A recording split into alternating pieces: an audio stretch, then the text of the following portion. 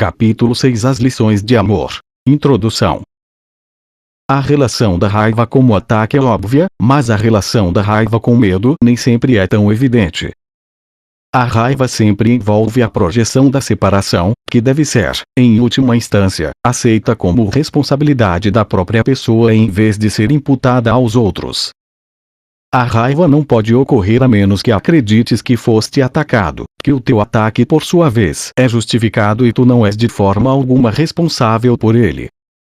Dadas essas três premissas totalmente irracionais, não se pode deixar de chegar à conclusão igualmente irracional de que um irmão merece ser atacado ao invés de amado. O que se pode esperar de premissas insanas exceto uma conclusão insana? O modo de desfazer uma conclusão insana é considerar a sanidade das premissas em que se baseia. Tu não podes ser atacado, o ataque não tem justificativa e tu és responsável por aquilo em que acreditas. Foi pedido a ti que me tomasse como teu modelo de aprendizado, já que um exemplo extremo é particularmente útil como instrumento de aprendizado. Todo mundo ensina e ensina o tempo todo. Essa é uma responsabilidade que assumes inevitavelmente no momento em que aceitas qualquer premissa e ninguém pode organizar a própria vida sem algum sistema de pensamento. Uma vez que tenhas desenvolvido qualquer sistema de pensamento, vives em função dele e o ensinas. A tua capacidade de te aliares a um sistema de pensamento pode estar mal colocada, mas ainda assim é uma forma de fé e pode ser redirigida. A mensagem da crucificação. Com o propósito de aprender, vamos considerar mais uma vez a crucificação. Eu não me alonguei nisso antes devido às conotações amedrontadoras que podes associar a ela. A única ênfase que lhe foi dada até aqui tem sido dizer que não é uma forma de punição. Porém, nada pode ser explicado somente em termos negativos. Há uma interpretação positiva da crucificação que está totalmente destituída de medo e, portanto, é totalmente benigna no que ensina se é propriamente compreendida. A crucificação nada mais é senão um exemplo extremo. Seu valor, como o valor de qualquer instrumento de ensino, está apenas no tipo de aprendizado que facilita. Pode ser e tem sido compreendida de forma equivocada. Isso se deu somente porque aqueles que têm medo estão predispostos a perceber temerosamente.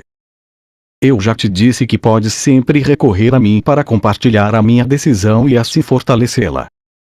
Eu também te disse que a crucificação foi a última jornada inútil que a filiação precisa fazer e que representa a liberação do medo para qualquer pessoa que a compreenda. Embora anteriormente eu só tenha dado ênfase à ressurreição, o propósito da crucificação e como ela, de fato, conduziu à ressurreição não foi ainda esclarecido. No entanto, ela tem uma contribuição definitiva a fazer para a tua própria vida e se a considerares sem medo, ela te ajudará a compreender o teu próprio papel como professor. É provável que por muitos anos tenhas reagido como se estivesse sendo crucificado. Essa é uma tendência marcante dos separados, que sempre se recusam a considerar o que têm feito a si mesmos. Projeção significa raiva, raiva fomenta agressão e agressão promove medo. A significação real da crucificação está na intensidade aparente da agressão de alguns dos filhos de Deus a outro. Isso, é claro, é impossível e tem que ser inteiramente compreendido como impossível. De outro modo, eu não posso servir como um modelo para o aprendizado. A agressão, em última instância, só pode ser feita ao corpo. Não há muita dúvida de que um corpo pode agredir um outro e pode até mesmo destruí-lo. Mas, se a própria destruição é impossível, qualquer coisa que seja destrutível não pode ser real. Sua destruição, portanto, não justifica a raiva. Na medida em que acreditas que justifica, estás aceitando falsas premissas e ensinando-as a outros. A mensagem que a crucificação pretendia ensinar era a de que não é necessário que se perceba nenhuma forma de agressão na perseguição, porque não pode ser perseguido. Se respondes com raiva, não podes deixar de estar te igualando ao que é destrutível e, portanto, considerando a ti mesmo de forma insana. Tenho tornado perfeitamente claro que eu sou como tu e que és como eu, mas a nossa igualdade fundamental só pode ser demonstrada através de uma decisão conjunta. És livre para perceber a ti mesmo como um perseguido, se assim escolheres. Contudo, quando escolhes reagir desse modo, poderias te lembrar que, segundo o julgamento do mundo, eu fui perseguido e não compartilhei dessa avaliação de mim mesmo. E porque não a compartilhei, não a fortaleci. Ofereci, portanto, uma interpretação diferente do ataque, interpretação essa que quero compartilhar contigo. Se acreditares nela, vais me ajudar a ensiná-la. Como eu já disse, assim como ensinas, aprenderás. Se reages como se estivesse sendo perseguido, estás ensinando a perseguição. Essa não é uma lição que um filho de Deus deva querer ensinar se quer realizar a sua própria salvação. Ao invés disso, ensina a tua própria imunidade perfeita que é a verdade em ti, e reconhece que ela não pode ser atacada. Não tentes protegê-la tu mesmo, ou estarás acreditando que ela é atacável. Não te é pedido que sejas crucificado, o que foi parte da minha própria contribuição para o ensino. A ti está sendo pedido meramente que sigas o meu exemplo diante de tentações muito menos extremas de perceber de forma equivocada e que não as aceites como falsas justificativas para a raiva. Não pode haver justificativa para o injustificável. Não acredites que haja e nem ensines que há. Lembra-te sempre de que aquilo em que acreditas tu ensinarás. Acredita comigo e nós viremos a ser iguais como professores. A tua ressurreição é o teu redespertar. Eu sou o modelo para o renascimento, mas o renascimento em si é apenas o alvorecer na tua mente do que já está presente nela. O próprio Deus o colocou aí, portanto, ele é verdadeiro para sempre. Eu acreditei nele e por conseguinte aceitei-o como verdadeiro para mim. Ajuda-me a ensiná-lo aos nossos irmãos em nome do reino de Deus, mas antes acredites que é verdadeiro para ti ou estarás ensinando erroneamente. Meus irmãos dormiram durante a assim chamada agonia no jardim, mas eu não poderia ter tido raiva porque sabia que não poderia ser abandonado. Eu lamento quando meus irmãos não compartilham a minha decisão de ouvir apenas uma voz, porque isso os enfraquece como professores e como aprendizes. No entanto, eu sei que não podem realmente trair a si mesmos ou a mim, e que ainda é sobre eles que devo edificar a minha igreja. Não há escolha nisso, porque só tu podes ser o fundamento da igreja de Deus. Só há uma igreja onde há um altar, e é a presença do altar que faz com que a igreja seja santa. Uma igreja que não inspira amor tem um altar escondido, que não está servindo ao propósito para o qual Deus o destinou. Eu tenho que fundar a sua igreja sobre ti, porque aqueles que me aceitam como modelo são literalmente meus discípulos. Discípulos são seguidores e, se o modelo que seguem escolheu preservá-los da dor em todos os aspectos, não seria sábio da parte deles não segui-lo. Escolhi, para o teu bem e o meu, demonstrar que a agressão mais ultrajante segundo o julgamento do ego não importa. Segundo o julgamento do mundo sobre essas coisas, mas não segundo o conhecimento de Deus, eu fui traído, abandonado, espancado, rasgado e finalmente morto. Estava claro que isso somente aconteceu devido à projeção de outro sobre mim, já que eu não causei dano a ninguém e curei a muitos. Ainda somos iguais como aprendizes, embora não seja necessário que tenhamos experiências iguais. O Espírito Santo fica contente quando consegues aprender com as minhas e ser redespertado através delas. Esse é o seu único propósito, e esse é o único modo no qual eu posso ser percebido como o caminho, a verdade e a vida.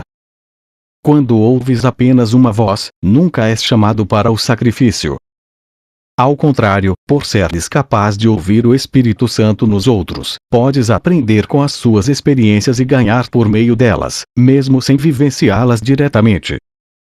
Isso acontece porque o Espírito Santo é um e qualquer pessoa que escute é inevitavelmente conduzida a demonstrar o seu caminho para todos.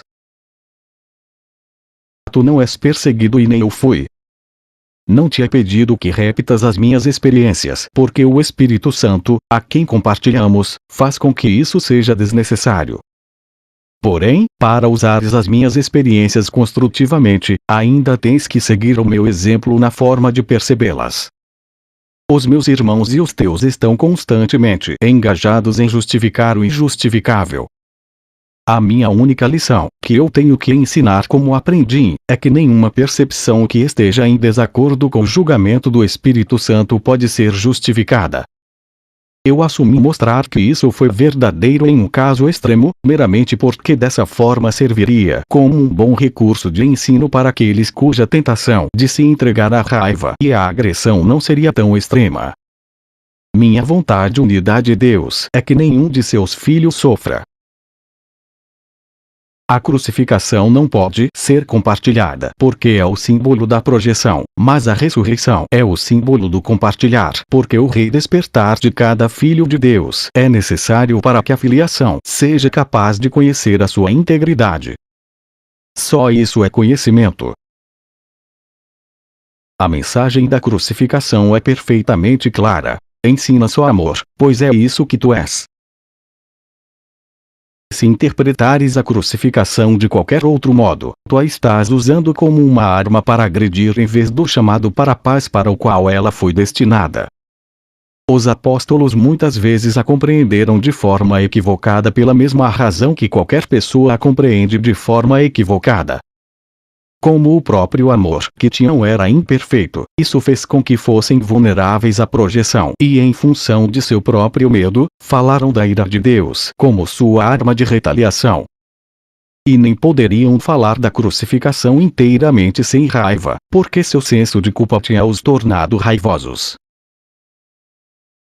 Esses são alguns dos exemplos de pensamento invertido no Novo Testamento, embora seu evangelho seja realmente só a mensagem do amor. Se os apóstolos não tivessem se sentido culpados, nunca poderiam ter me citado como se eu tivesse dito não vim trazer paz, mas uma espada. Isso é claramente o oposto de tudo o que eu ensinei. Nem poderiam ter descrito as minhas reações a Judas como o fizeram, se tivessem realmente me compreendido. Eu não poderia ter dito com um beijo traís o Filho do Homem. A não ser que eu acreditasse em traição. Toda a mensagem da crucificação era simplesmente o que eu não acreditava. A punição que se diz que eu invoquei para Judas é outro equívoco similar. Judas era meu irmão e um filho de Deus, tão parte da filiação quanto eu mesmo. Seria provável que eu o tivesse condenado quando estava pronto para demonstrar que a condenação é impossível? Quando leres os ensinamentos dos apóstolos, lembra-te de que eu próprio lhes disse que havia muita coisa que iriam compreender mais tarde, porque não estavam totalmente prontos para me seguir naquela ocasião. Eu não quero que permitas que qualquer medo entre no sistema de pensamento rumo ao qual eu estou te guiando. Não estou chamando mártires, mas professores. Ninguém é punido por pecados e os filhos de Deus não são pecadores. Qualquer conceito de punição envolve a projeção da acusação e reforça a ideia de que a acusação é justificada. O resultado é uma lição de acusação, pois todo comportamento ensina as crenças que o motivam. A crucificação foi o resultado de sistemas de pensamento claramente opostos, o símbolo perfeito do conflito entre o ego e o Filho de Deus. Esse conflito parece ser agora tão real quanto antes, e suas lições têm que ser aprendidas agora, assim como naquele tempo. Eu não preciso de gratidão, mas tu precisas desenvolver a tua capacidade enfraquecida de ser grato, ou não podes apreciar a Deus. Ele não precisa da tua apreciação, mas tu sim. Não podes amar o que não aprecias, pois o medo faz com que a apreciação seja impossível. Quando tens medo do que tu és, não o aprecias e portanto irás rejeitá-lo. Como resultado, vais ensinar a rejeição. O poder dos filhos de Deus está presente todo o tempo, porque foram criados como criadores. A influência de uns sobre os outros é sem limites e tem que ser usada para sua salvação conjunta. Cada um tem que aprender a ensinar que todas as formas de rejeição são sem significado. A separação é a noção de rejeição. Enquanto ensinares isso, acreditarás nisso. Não é assim que Deus pensa, e tu tens que pensar como ele se queres conhecê-lo outra vez. Lembra-te de que o Espírito Santo é o elo de comunicação entre Deus Pai e os seus filhos separados. Se escutares a sua voz, saberás que não podes ferir nem ser ferido e que muitos precisam da tua bênção para ajudá-los a ouvir isso por si mesmos. Quando perceberes essa única necessidade neles e não responderes a nenhuma outra, terás aprendido comigo e estarás tão ansioso para compartilhar o teu aprendizado quanto eu estou. A alternativa para a projeção. Qualquer divisão na mente envolve necessariamente a rejeição de alguma parte dela, e essa é a crença na separação. A integridade de Deus, que é a sua paz, não pode ser apreciada exceto por uma mente íntegra que reconheça a integridade da criação de Deus. Nesse reconhecimento, ela conhece seu Criador. Exclusão e separação são sinônimos, assim como separação e dissociação. Dissemos anteriormente que separação era e é dissociação, e uma vez que ocorre, a sua principal defesa ou dispositivo que a mantém é a projeção. A razão disso, porém, pode não ser tão óbvia quanto pensas. O que tu projetas, desaproprias e, portanto, não acreditas que seja teu. Tu estás te excluindo por te julgares diferente daquele sobre o qual projetas. Já que também julgaste contra o que projetas, continuas atacando porque continuas a mantê-lo separado. Fazendo isso inconscientemente, tentas manter o fato de que atacaste a ti mesmo fora da tua consciência e assim imaginas teres te posto a salvo. Entretanto, a projeção sempre vai ferir-te. Ela reforça a tua crença em tua própria mente dividida e seu único propósito é manter a separação. É apenas um instrumento do ego para fazer com que te sintas diferente dos teus irmãos e separado deles. O ego justifica isso alegando que faz com que te sintas melhor do que eles, assim obscurecendo ainda mais a tua igualdade em relação a eles. Projeção e ataque estão inevitavelmente relacionados porque a projeção é sempre um meio de justificar o ataque. Raiva sem projeção é impossível. O ego usa a projeção só para destruir a tua percepção tanto de ti próprio quanto de teus irmãos. O processo começa com a exclusão de algo que existe em ti, mas que não queres, e te conduz diretamente a excluir-te dos teus irmãos. Nós aprendemos, no entanto, que há uma alternativa para a projeção. Cada capacidade do ego é passível de melhor uso, porque suas capacidades são dirigidas pela mente que tem uma voz melhor. O Espírito Santo estende e o ego projeta. Como as suas metas são opostas, assim também é o resultado. O Espírito Santo começa por perceber-te perfeito. Sabendo que essa perfeição é compartilhada, ele a reconhece em outros, assim fortalecendo-a em ambos. Em lugar de raiva, isso desperta amor por ambos, pois estabelece a inclusão. Percebendo a igualdade, o Espírito Santo percebe necessidades iguais.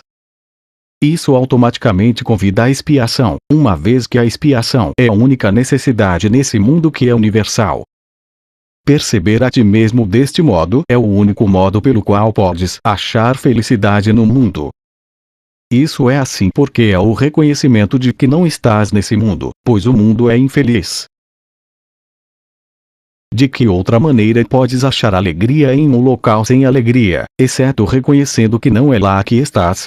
Não podes estar em lugar algum a menos que Deus tenha te posto lá, pois Deus te criou como parte dele.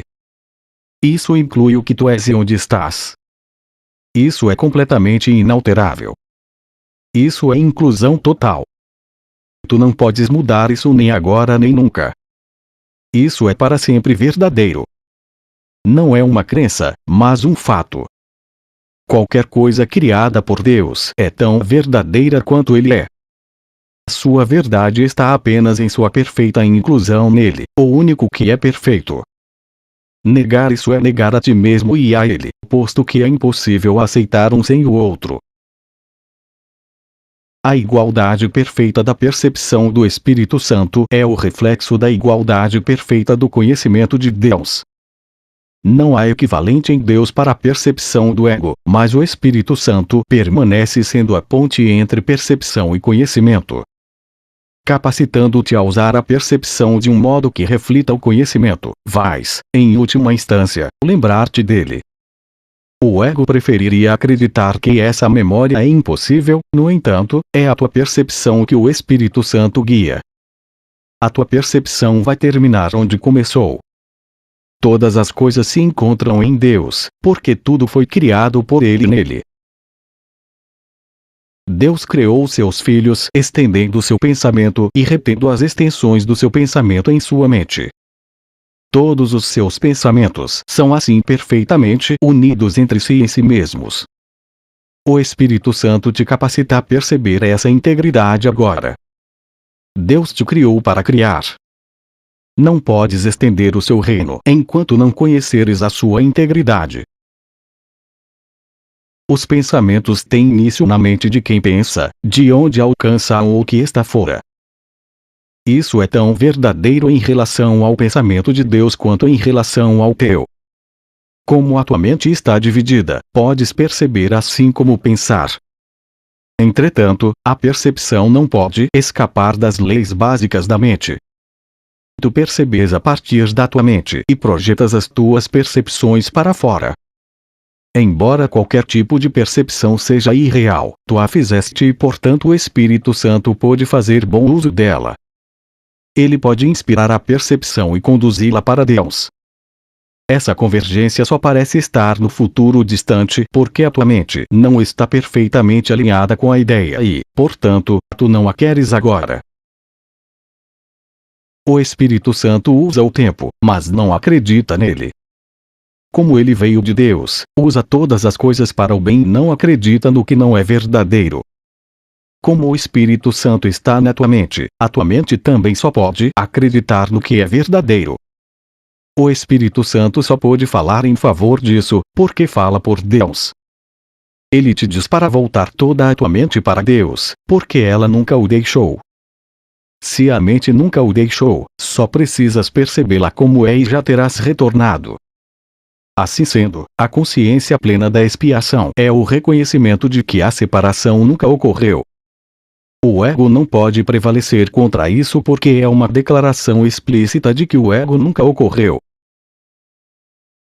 O ego pode aceitar a ideia de que o retorno é necessário porque pode muito facilmente fazer com que a ideia pareça difícil. Entretanto, o Espírito Santo te diz que mesmo o retorno é desnecessário, porque o que nunca aconteceu não pode ser difícil. Apesar disso, podes fazer com que a ideia do retorno seja tão necessária quanto difícil. Porém, certamente está claro que o perfeito não necessita de nada e tu não podes experimentar a perfeição como uma realização difícil, porque isso é o que tu és. Se deste modo que tens que perceber as criações de Deus, trazendo todas as tuas percepções para a única linha que o Espírito Santo vê. Essa linha é a linha direta de comunicação com Deus que permite a tua mente convergir com a sua. Não há conflito em nenhum ponto dessa percepção, porque ela significa que toda percepção é guiada pelo Espírito Santo, cuja mente está fixa em Deus. Só o Espírito Santo pode resolver conflitos, porque só o Espírito Santo está livre do conflito. Ele percebe apenas o que é verdadeiro em tua mente e o estende apenas para o que é verdadeiro em outras mentes. A diferença entre a projeção do ego e a extensão do Espírito Santo é muito simples. O ego projeta para excluir e, portanto, para enganar. O Espírito Santo estende por reconhecer a si mesmo em cada mente e assim percebe-as como uma só. Nada está em conflito nesta percepção, porque na percepção do Espírito Santo todos são o mesmo. Aonde quer que ele olhe, vê a si mesmo e porque está unido oferece sempre todo o reino. Essa é a única mensagem que Deus deu a ele em nome da qual ele tem que falar, porque é isso o que ele é. A paz de Deus está nesta mensagem, assim a paz de Deus está em ti. A grande paz do reino brilha na tua mente para sempre, mas ela tem que brilhar em direção ao que está fora para fazer com que fiques ciente dela. O Espírito Santo te foi dado com perfeita imparcialidade e só reconhecendo-o imparcialmente podes reconhecê-lo. O ego é legião, mas o Espírito Santo é um. Em parte alguma do reino habita a escuridão, mas a tua parte é apenas a de não permitires que a escuridão habite em tua própria mente. Esse alinhamento com a luz é ilimitado, pois está em alinhamento com a luz do mundo. Cada um de nós é a luz do mundo e unindo as nossas mentes nesta luz, proclamamos o reino de Deus juntos e como um só. Como abandonar o ataque? Como já enfatizamos, toda ideia tem início na mente de quem a pensa. Portanto, o que se estende da mente ainda está nela e ela conhece a si mesma por aquilo que estende. A palavra conhecer está correta aqui, porque o Espírito Santo ainda mantém o conhecimento a salvo em tua mente através da sua percepção imparcial. Por não atacar nada, ele não apresenta nenhuma barreira para a comunicação de Deus. Portanto, o que é, nunca é ameaçado. A tua mente, que é como a de Deus, não pode jamais ser profanada. O ego nunca foi nem nunca será parte dela, mas através do ego tu podes ouvir, ensinar e aprender o que não é verdadeiro. Tu tens te ensinado a acreditar que não és o que és. Não podes ensinar o que não aprendeste e o que ensinas, tu fortaleces em ti mesmo porque o estás compartilhando. Cada lição que ensinas, tu estás aprendendo. É por isso que tens que ensinar apenas uma lição. Se é que vais ser livre de todo o conflito, tens que aprender só com o Espírito Santo e tens que ensinar só através dele. Tu és só amor, mas quando negas isso, fazes do que és algo que tens que aprender a lembrar.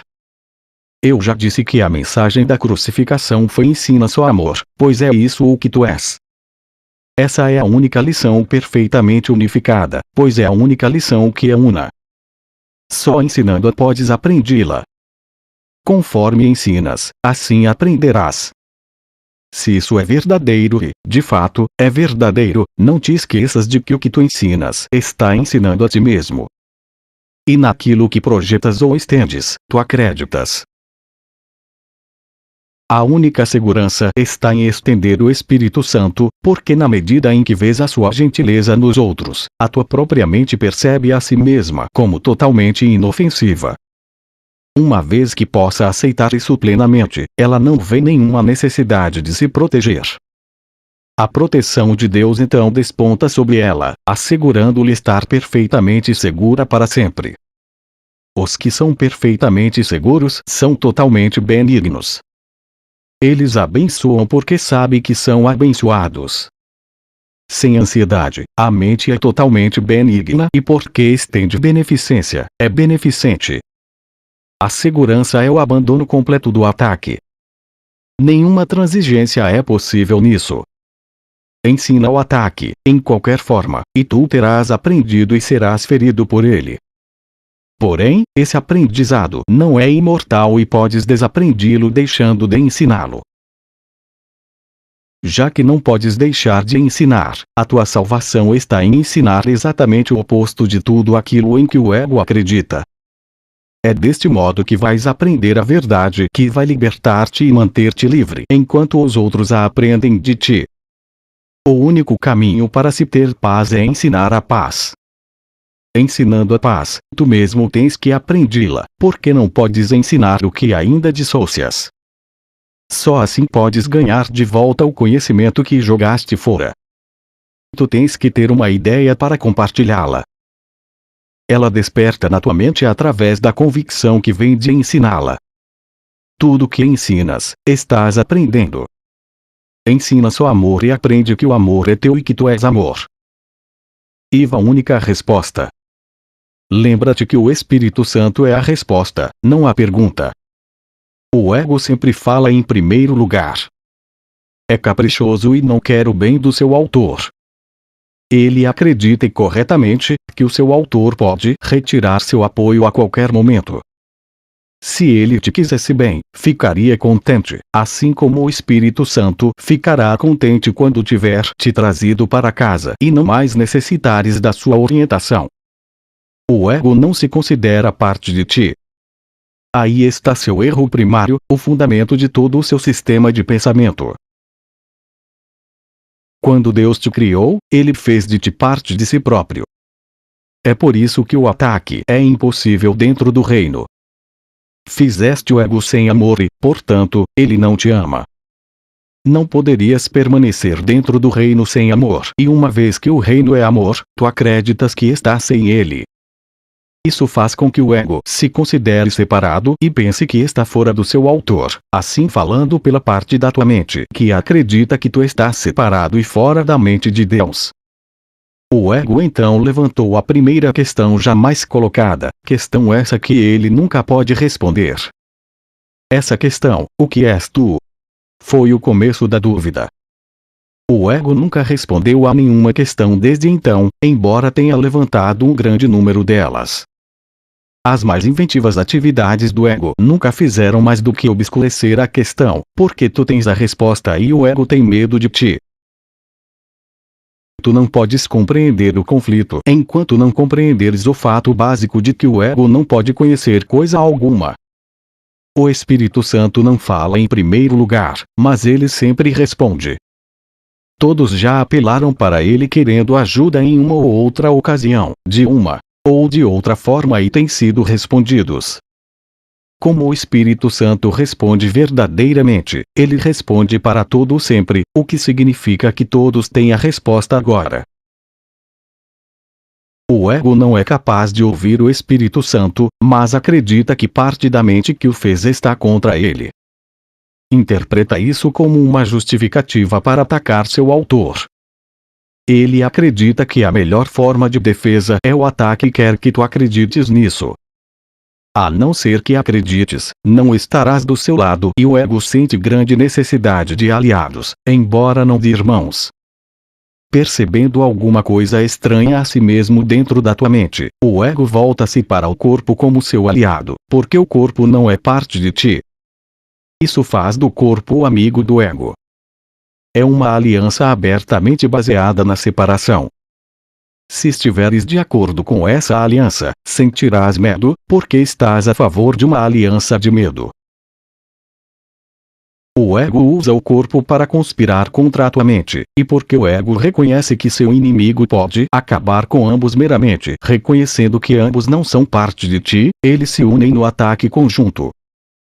Talvez essa seja a mais estranha de todas as percepções, se considerares o que ela realmente envolve. O ego, que não é real, tenta persuadir a mente, que é real, de que a mente é um instrumento de aprendizado do ego. E além disso de que o corpo é mais real do que a mente. Ninguém em sua mente certa poderia acreditar nisso e ninguém em sua mente certa acredita nisso. Ouve, então, a única resposta do Espírito Santo para todas as questões que o ego levanta.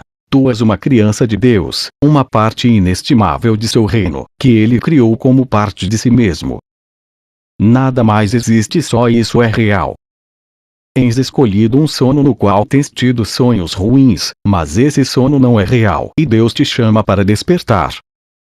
Não sobrará nada do teu sonho quando tu ouvires, porque despertarás. Os teus sonhos contêm muitos dos símbolos do ego e eles te confundiram. Entretanto, isso só aconteceu porque estavas dormindo e não sabias. Quando acordares, verás a verdade em torno de ti e em ti não mais acreditarás em sonhos, porque não terão nenhuma realidade para ti. No entanto, o reino e tudo que lá tens criado terão grande realidade para ti porque são bonitos e verdadeiros. No reino, há certeza perfeita quanto ao lugar aonde estás e quanto ao que és. Não há nenhuma dúvida, porque a primeira questão nunca foi perguntada. Tendo afinal sido totalmente respondida, ela nunca existiu. Só o que é vive no reino, onde tudo vive em Deus sem questionamento. O tempo gasto com questionamentos no sonho cedeu lugar à criação e à sua eternidade. A tua certeza é como a de Deus porque és tão verdadeiro quanto Ele é, mas o que uma vez foi certo em tua mente veio a ser apenas a capacidade para a certeza. A introdução das capacidades no que é, foi o início da incerteza porque as capacidades são potenciais, não realizações. As tuas capacidades são inúteis na presença das realizações de Deus e também das tuas. As realizações são resultados que foram atingidos. Quando são perfeitos, as capacidades são sem significado. É curioso que o perfeito agora tenha que ser aperfeiçoado. De fato, isso é impossível. Lembra-te, porém, que quando te pões em uma situação impossível, acreditas que o impossível é possível. As capacidades têm que ser desenvolvidas antes que possas usá-las. Isso não é verdadeiro em relação a coisa alguma que Deus tenha criado, mas é a solução mais benigna possível para o que tu fizeste. Em uma situação impossível, podes desenvolver as tuas capacidades a ponto de poderem fazer-te sair disso. Tens um guia para mostrar-te como desenvolvê-las, mas não tens outro comandante a não ser tu mesmo. Isso te deixa a cargo do reino, tendo ambos: um guia para achá-lo e um meio para conservá-lo. Tens um modelo a seguir que fortalecerá o teu comando e nunca te desviará dele de modo algum. Portanto, tu és aquele que retém o lugar central na tua escravidão imaginada, que em si mesma demonstra que não estás escravizado. Estás em uma situação impossível só porque pensas que é possível estar. Estarias em uma situação impossível se Deus te mostrasse a tua perfeição e te provasse que estavas errado. Isso demonstraria que os perfeitos são inadequados para trazer a si mesmos a consciência da própria perfeição, e assim estaria de acordo com a crença segundo a qual aqueles que têm tudo precisam de ajuda e, portanto, são impotentes. Esse é o tipo de raciocínio em que se engaja o ego.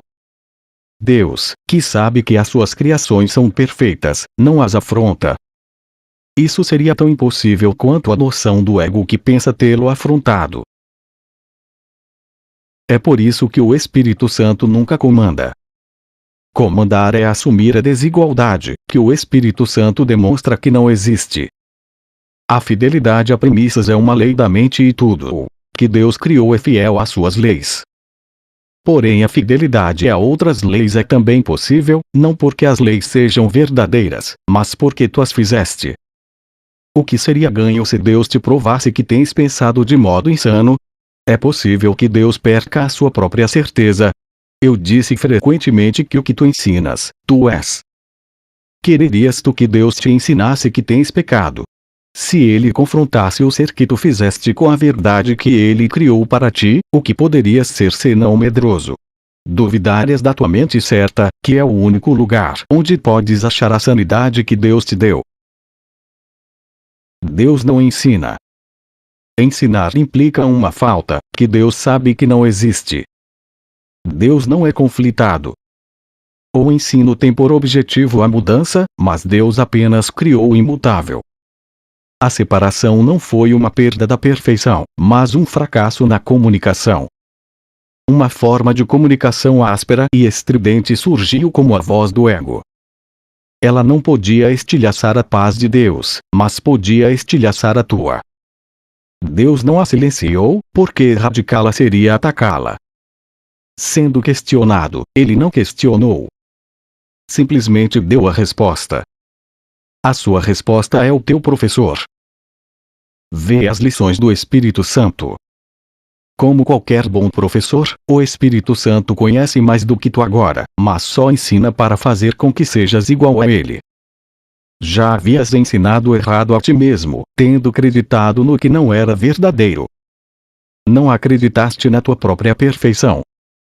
Iria Deus ensinar-te que tinhas feito uma mente dividida quando ele só conhece a tua mente íntegra? O que Deus sabe é que seus canais de comunicação não estão abertos para ele, de modo que ele não pode transmitir a sua alegria e saber que suas crianças são totalmente alegres. A doação da sua alegria é um processo em andamento, não no tempo, mas na eternidade. A extensão de Deus para fora, embora não a sua completeza, é bloqueada quando a filiação não se comunica com ele como um só. Assim ele pensou: minhas crianças dormem e têm que ser despertadas. Como se pode despertar crianças de maneira mais benigna do que com uma voz gentil que não as assustará, mas apenas lhes lembrará que terminou a noite e veio a luz? Tu não as informas de que os pesadelos que tanto as assustaram não eram reais, porque crianças acreditam em mágica. Meramente asseguras a elas de que agora estão a salvo.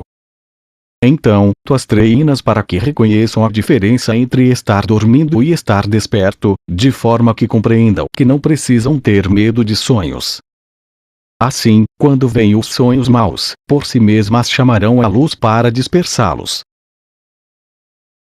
Um professor sábio ensina através da aproximação e não pela abstenção. Não enfatiza o que tem que ser evitado de modo a escapar dos danos, mas o que precisa ser aprendido para se ter alegria. Considera o medo e a confusão que uma criança experimentaria se lhe fosse dito: não faças isso porque vai machucar-te e não estarás a salvo. Mas se em vez disso fizeres aquilo, escaparás do dano, estarás a salvo e assim não sentirás medo. Com certeza, é melhor usar só 3 palavras: faze apenas isso.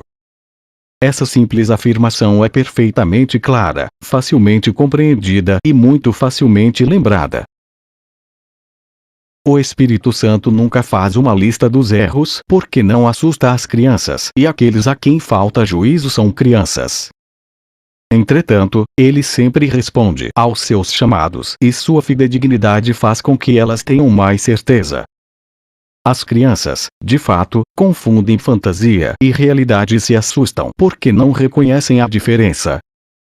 O Espírito Santo não faz nenhuma distinção entre sonhos. Simplesmente os ilumina, afastando-os. A sua luz é sempre o chamado para o despertar, seja o que for que esteja sonhando. Não há nada que perdure nos sonhos e o Espírito Santo, brilhando com a luz do próprio Deus, fala apenas em favor daquilo que perdura para sempre. Para ter, dá tudo a todos.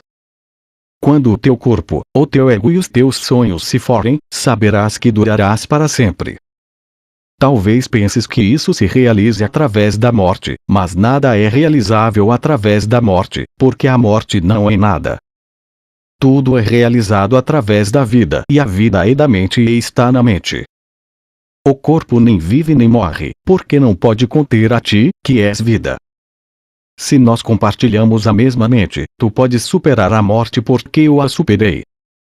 A morte é uma tentativa de resolver o conflito sem decidir nada. Como qualquer das outras soluções impossíveis que o ego tenta, essa não vai funcionar. Deus não fez o corpo porque ele pode ser destruído e, portanto, não é do reino. O corpo é o símbolo do que pensas que és. É com toda a clareza um instrumento de separação e portanto não existe. O Espírito Santo, como sempre, toma o que tu fizeste e o traduz em um instrumento de aprendizado. Mais uma vez, como sempre, ele reinterpreta o que o ego usa como argumento para a separação como uma demonstração contra isso. Se a mente pode curar o corpo, mas o corpo não pode curar a mente, nesse caso, a mente tem que ser mais forte do que o corpo.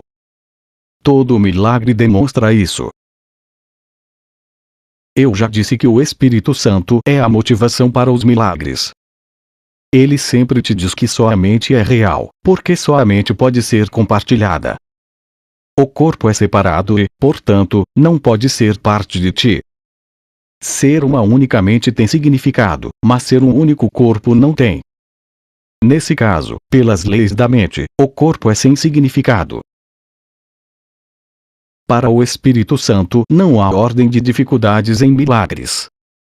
Isso já te é bastante familiar a essa altura, mas ainda não veio a ser verossímil.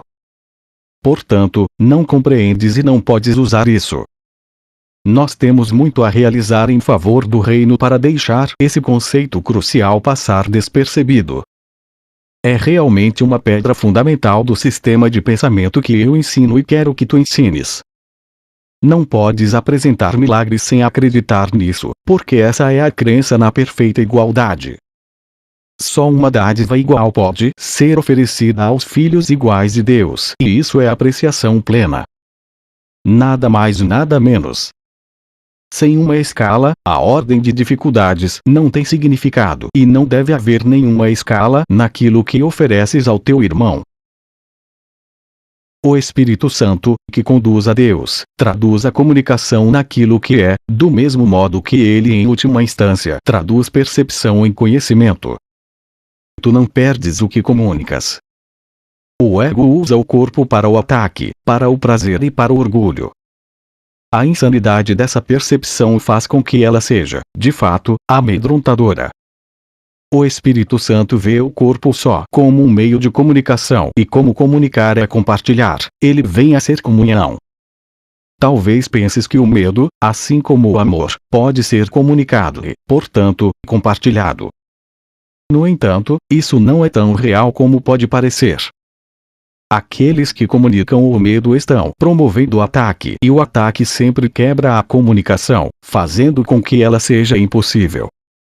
Os egos de fato se unem em aliança temporária, mas sempre em função do que cada um pode conseguir separadamente. O Espírito Santo só comunica o que cada um pode dar a todos. Ele nunca toma coisa alguma de volta porque quer que tu a conserves. Portanto, seu ensinamento começa com a lição: para ter, dá tudo a todos. Esse é um passo muito preliminar e o único que tens que dar por conta própria.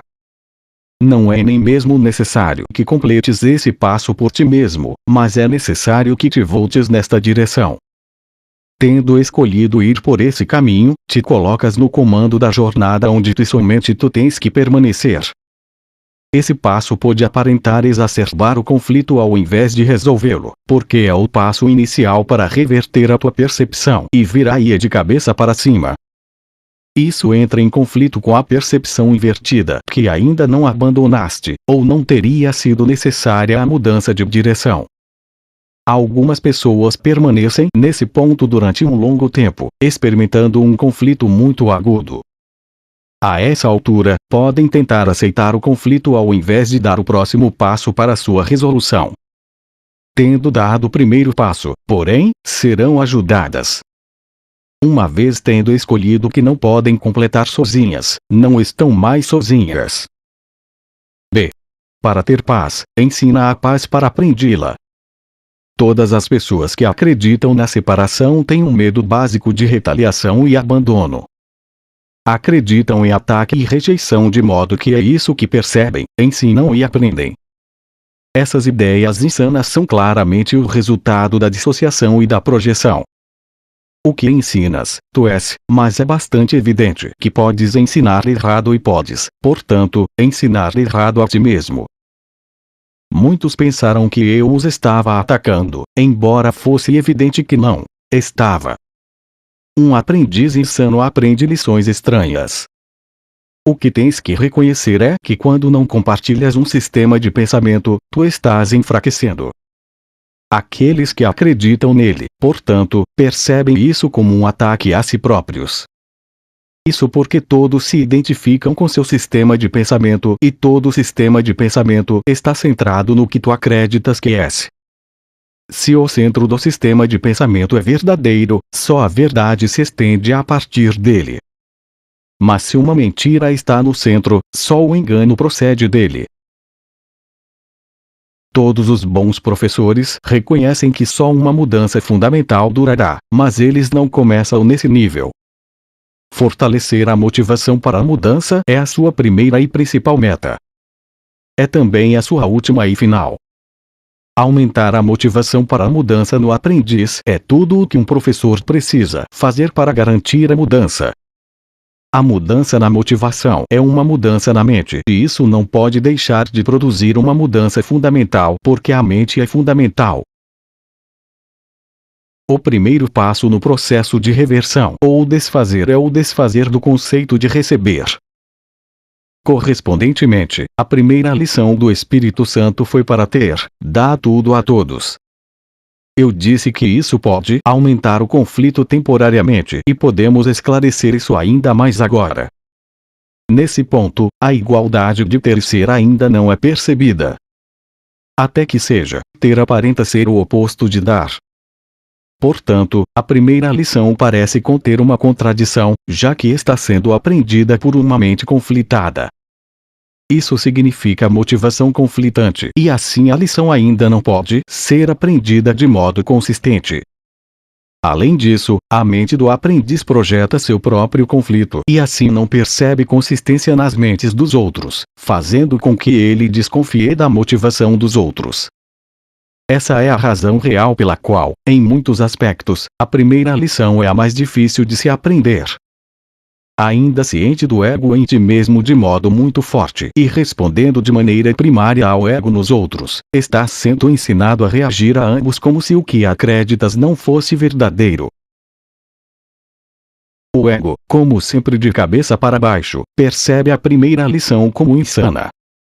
De fato, essa é a sua única alternativa, já que a outra possibilidade, que seria muito menos aceitável para ele, seria a de que, obviamente, ele é insano.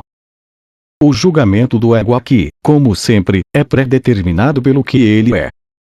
A mudança fundamental ainda ocorrerá com a mudança da mente naquele que pensa. Enquanto isso, a crescente clareza da voz do Espírito Santo faz com que seja impossível para o aprendiz não escutar.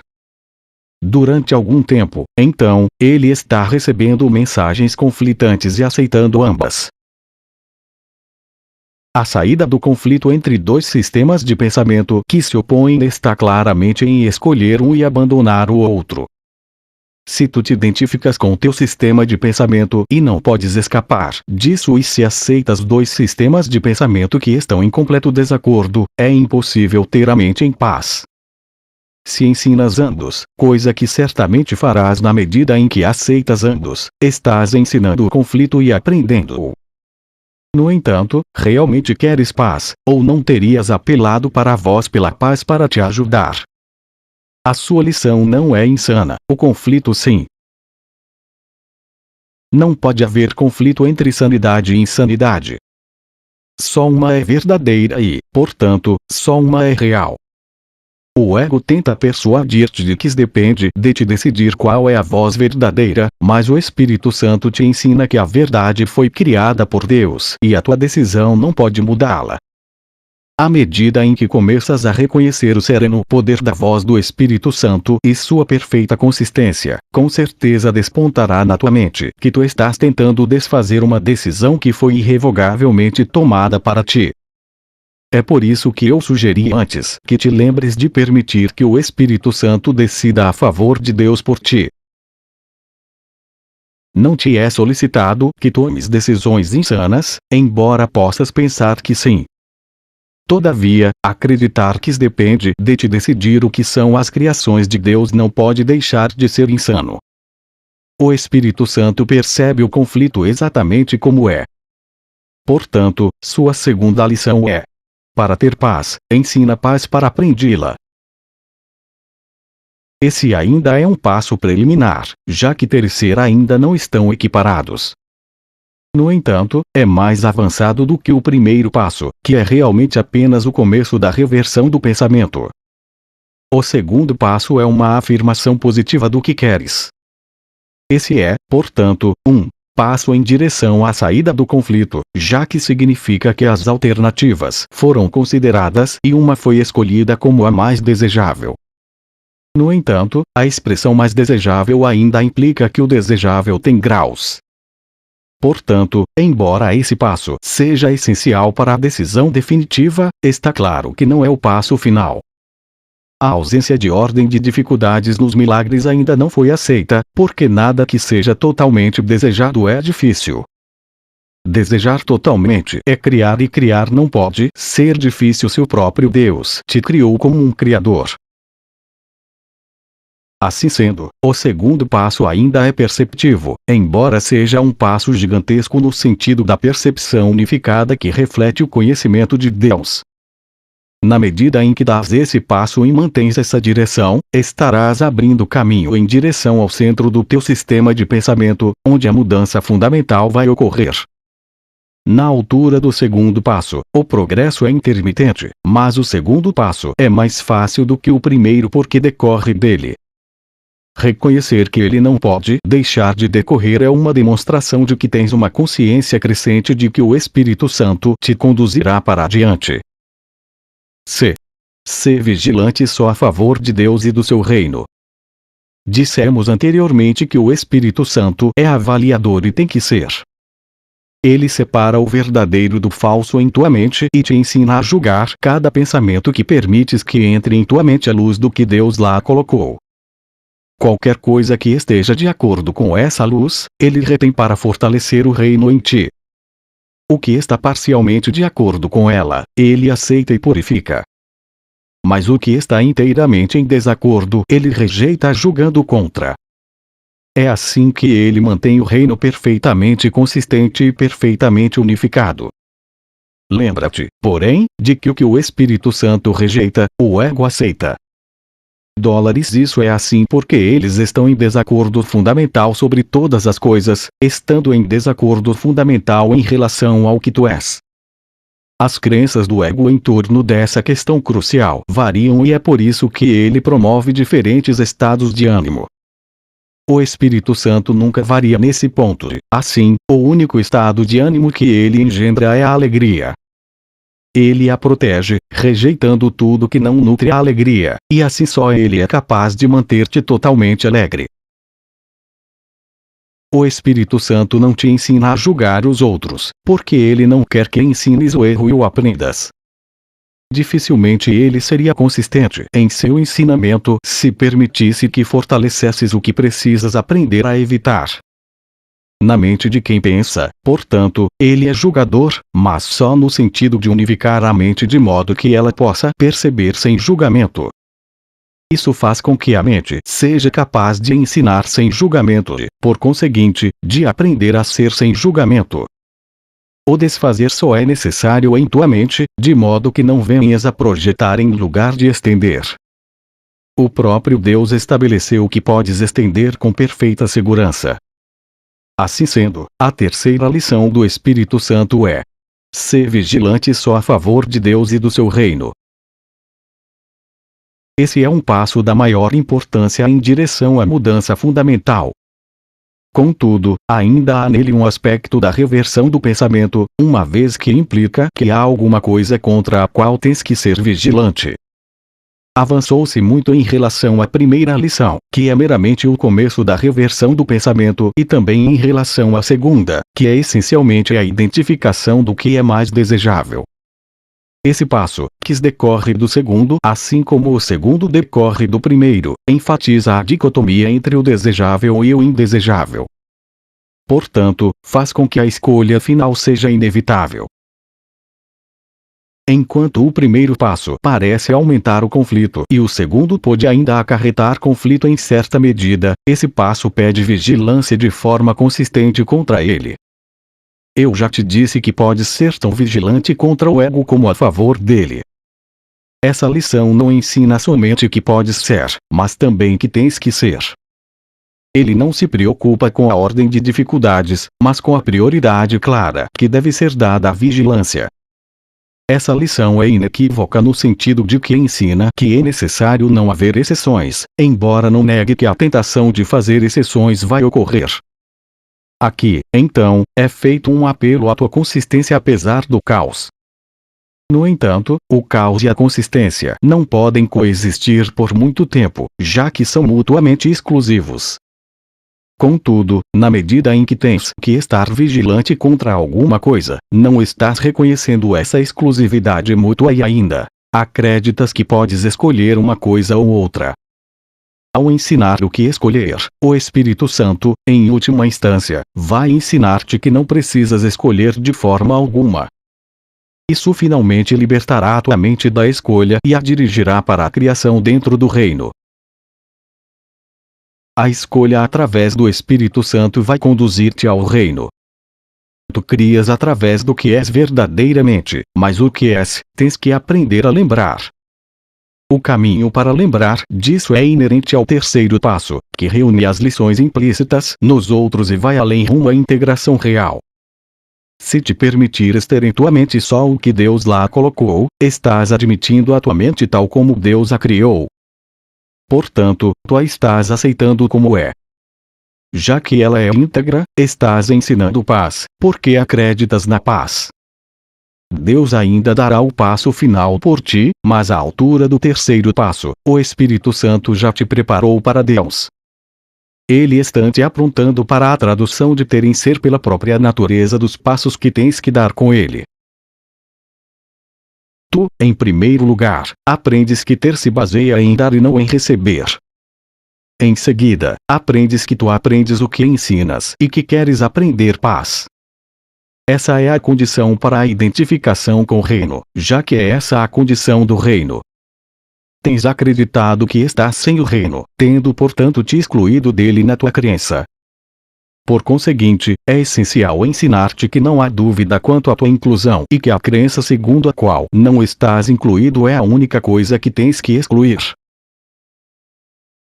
O terceiro passo é, então, para a proteção da tua mente, permitindo-te identificar-te só com o centro, onde Deus colocou o altar a si mesmo. Altares são crenças, mas Deus e as suas criações estão além da crença porque estão além do questionamento. A voz por Deus só fala em favor da crença que está além do questionamento, que é a preparação para ser sem questionamento. Enquanto a crença em Deus e em seu reino for assaltada por quaisquer dúvidas em tua mente, a sua realização perfeita não é evidente para ti. É por isso que tens que ser vigilante a favor de Deus. O ego fala contra a sua criação e engendra, portanto, a dúvida. Não podes ir além da crença enquanto não acreditares inteiramente. Ensinar a toda a filiação sem exceção demonstra que percebes a sua integridade e aprendeste que ela é una. Agora tens que ser vigilante para manter em tua mente essa unicidade, porque se permitires a entrada da dúvida, perderás a consciência da integridade da mente e serás incapaz de ensiná-la. A integridade do reino não depende da tua percepção, mas a tua consciência da sua integridade sim. É apenas a tua consciência que necessita de proteção, uma vez que aquilo que é não pode ser agredido. Entretanto, não podes ter um senso real do que é, enquanto estiveres em dúvida quanto ao que tu és. É por isso que a vigilância é essencial. As dúvidas sobre o que é não devem entrar na tua mente, ou não poderás saber o que és com certeza. A certeza é de Deus para ti. A vigilância não é necessária para a verdade, mas é necessária contra as ilusões. A verdade é sem ilusões e portanto está dentro do reino. Tudo que está fora do reino é ilusão. Quando jogaste fora a verdade, tu te viste como se estivesse sem ele. Fazendo outro reino que valorizaste, não guardaste só o reino de Deus em tua mente e assim colocaste parte da tua mente fora dele. O que fizeste aprisionou a tua vontade e te deu uma mente doente que tem que ser curada. A tua vigilância contra essa doença é o caminho para curá-la. Uma vez que a tua mente está curada, ela irradia saúde e através disso ensina a cura. Isso te estabelece como um professor que ensina como eu. A vigilância foi requerida de mim tanto quanto de ti e aqueles que escolhem ensinar a mesma coisa têm que estar de acordo sobre o que acreditam. O terceiro passo, então, é uma declaração do que queres acreditar e implica em uma disponibilidade para abandonar tudo o mais. O Espírito Santo vai fazer com que sejas capaz de dar esse passo, se tu o seguires. A tua vigilância é um sinal de que queres que ele te guie. A vigilância de fato requer esforço, mas só até que aprendas que o esforço em si é desnecessário. Tu despendeste grande esforço para preservar o que fizeste porque não era verdadeiro. Portanto, agora, tens que voltar o teu esforço contra isso. Só assim é possível cancelar a necessidade do esforço e recorrer ao ser que tu ao mesmo tempo tens e és. Esse reconhecimento é totalmente sem esforço, posto que já é verdadeiro e não necessita de proteção. Está na segurança perfeita de Deus. Portanto, a inclusão é total e a criação é sem limites.